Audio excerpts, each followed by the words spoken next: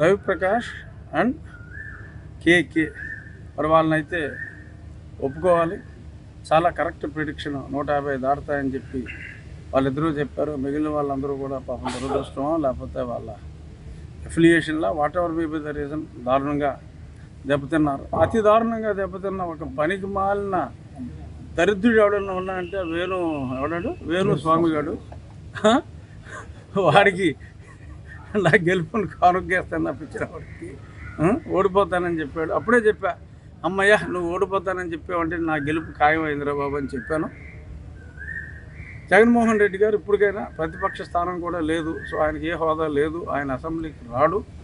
ఇంట్లో కూర్చున్నప్పటికీ కూడా దరిద్రపు ఆలోచనలన్నీ మానేసుకుని రాజకీయాల నుంచి విరమించి పిల్లలకు పెళ్లి చేసి మనవరాలతో శేష జీవితం గడుపుకుంటే బెటర్. ప్రజా జీవితంలోకి ఇంకెప్పుడు వచ్చే ప్రయత్నం చేయొద్దు జగన్మోహన్ రెడ్డి. ఈ పార్టీ వరకు అయితే మేము క్రతువు కూడా అయిపోయింది, మళ్ళీ తిరిగి రాకుండా ఆత్మను కూడా పైకి పంపించేస్తున్నాం.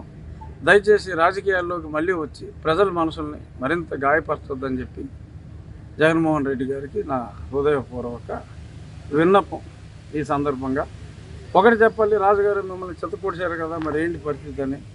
న్యాయపరంగా ఎవరైతే నన్ను దారుణంగా హింసించారో వారు తప్పక శిక్షింపబడుదురు అని ఈ సందర్భంగా నేను నా తరపున నన్ను కొట్టినప్పుడు, నేను చావులు బ్రతుకుల మధ్యలో ఉన్నప్పుడు నాకు ఎంతోమంది నాకు సంపూర్ణ మద్దతు, ముఖ్యంగా మహిళలు ఎంతో సంపూర్ణ మద్దతు నాకు తెలియజేశారు. ఆ మహిళామణులందరికీ కూడా వన్స్ అగైన్ వాళ్ళ కాళ్ళకి వాళ్ళ పాదాలకి నేను నమస్కరిస్తూ, ఎంతోమంది వారి తలనీలాలు కూడా అప్పుడు సమర్పించడం జరిగింది.